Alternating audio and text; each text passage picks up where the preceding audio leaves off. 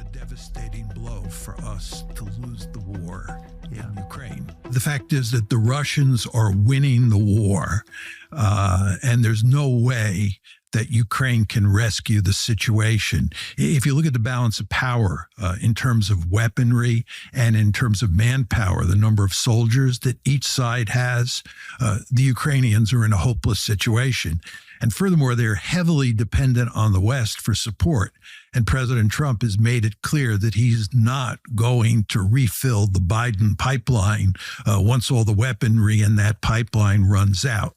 So the Ukrainians are doomed. And if you look at what's happening on the battlefield, it's quite clear that the Ukrainians understand that. Their defenses are slowly but steadily collapsing. Now, one might say, well, can't we get a negotiated settlement? Can't we bring this war to an end? And the fact is that neither the Ukrainians nor the West, and here we're talking mainly about the Europeans, is willing to cut a deal that's acceptable to the Russians. So there's no way you're going to have a diplomatic settlement to this war. It's going to be settled on the battlefield, and the Russians are going to win an ugly victory, and you're going to have a frozen conflict. I have long argued that the Ukrainians should cut a deal now, because what's going to happen is the Russians are going to end up taking more territory, and the Russians have made it clear that any territory they take, they'll keep. And furthermore, more Ukrainians are going to die the longer the war goes on. So if you believe, like I do, and many people do, that Ukraine is losing, the smart thing to do is cut a deal now.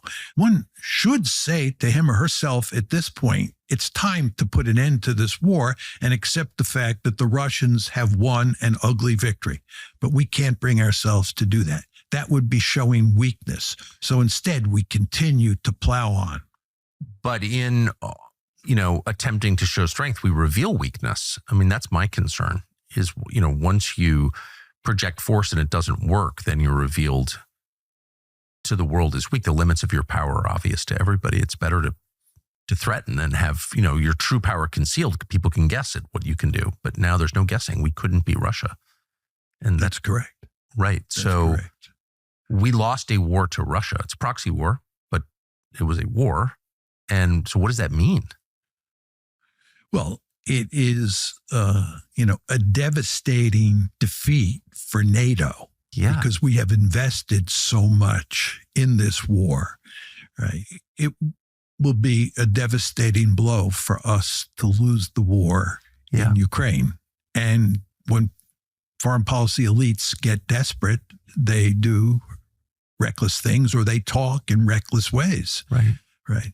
This is why, by the way, the Ukraine war, even once it's settled and becomes a frozen conflict, will be so dangerous, right? Because the fact that it is a defeat for the West and that we have been humiliated and that we lost this major war that we were so deeply committed to will give people incentives to try to reverse the tide, to rescue the situation.